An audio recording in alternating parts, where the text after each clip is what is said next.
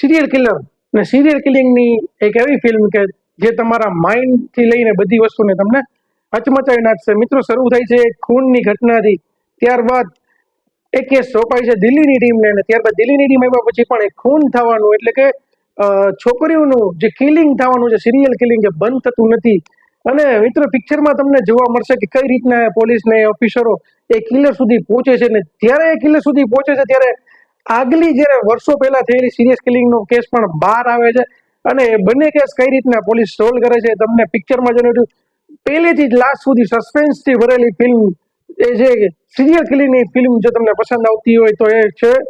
પોર ફોઝલ, જે તમને જોઈને ખૂબ જ મજા આવી જવાની છે. અને સસ્પેન્સથી ભરપૂર આ ફિલ્મ જે તમને તમારા માઇન્ડને હચમચાવી નાખશે, અને પહેલેથી લાસ્ટ સુધી તમે પોતાની ખુરશી પરથી